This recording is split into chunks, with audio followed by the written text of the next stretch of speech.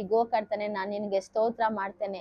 ನಾನು ಏನೆಲ್ಲ ಪ್ರಾರ್ಥನೆ ಮಾಡಿ ಬೇಡಿದ್ದೇನೋ ದೇವರೇ, ಇಗೋ ಈ ರಾತ್ರಿ ವೇಳೆಯಲ್ಲಪ್ಪ ಅದನ್ನ ನಂಬಿ ನಾನು ನಿಂಗೆ ಸ್ತೋತ್ರ ಮಾಡ್ತಾ ಇದ್ದೇನೆ ಸ್ವಾಮಿ.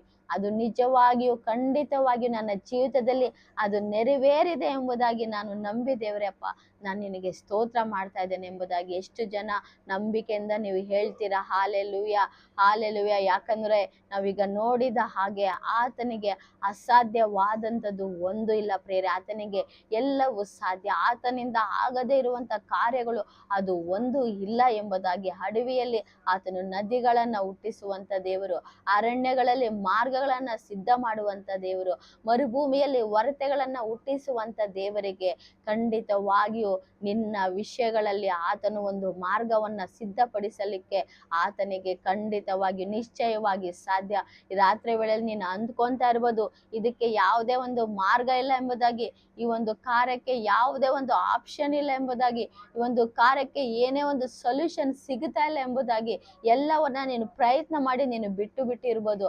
ಆದ್ರೆ ಈ ರಾತ್ರಿ ವೇಳೆಯಲ್ಲಿ ನೀನು ಬಾಯಿ ತೆರೆದು ಆರೈಕೆ ಮಾಡಿ ಹೇಳು ಏಸಪ್ಪನ ಬಳಿ, ಅಪ್ಪ ಹೌದು ಸ್ವಾಮಿ, ರಾತ್ರಿ ವೇಳೆಯಲ್ಲಿ ದೇವ್ರೆ ನಾನು ನಂಬ್ತಾ ಇದ್ದೇನೆ ಸ್ವಾಮಿ, ನಾನು ಎಷ್ಟೋ ಈ ಒಂದು ಕಾರ್ಯದಲ್ಲಿ ನಾನು ಪ್ರಯತ್ನ ಮಾಡಿದೆ ಸ್ವಾಮಿ, ಆದ್ರೆ ಅದು ಯಾವುದು ದೇವ್ರೆ ಅಪ್ಪ ಇಗೋ ಕರ್ತನೆ ಆಗಲಿಲ್ಲ ಸ್ವಾಮಿ. ಆದ್ರೆ ದೇವರೇ, ಇಗೋ ದೇವ್ರೆ, ರಾತ್ರಿ ವೇಳೆಯಲ್ಲಿ ನಂಬಿಕೆ ಇಟ್ಟು ದೇವ್ರೆ ನಿನ್ನ ಬಳಿ ಬಂದು ನಾನು ಪ್ರಾರ್ಥನೆ ಮಾಡ್ತಾ ಇದ್ದೀನಪ್ಪ.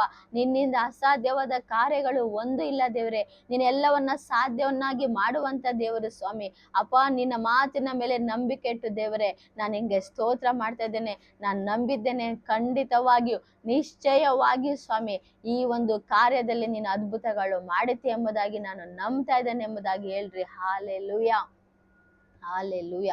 ನಮ್ಮ ಬಾಯಿಗಳನ್ನ ತೆರೆದು ಆರೈಕೆ ಮಾಡುವಾಗ ಆತನು ಖಂಡಿತವಾಗಿಯೂ ನಮ್ಮ ವಿಷಯಗಳಲ್ಲಿ ಆತನು ಬೇಕಾದಂತ ನ್ಯಾಯವನ್ನ ಒದಗಿಸಿ ಕೊಡುವಂತ ದೇವರಾಗಿದ್ದರೆ, ನಮ್ಮ ವಿಷಯಗಳು ಏನೇ ಇರ್ಬೋದು, ನಮ್ಮ ಪರಿಸ್ಥಿತಿಗಳು ಏನೇ ಇರ್ಬೋದು, ನಾವು ಯಾವ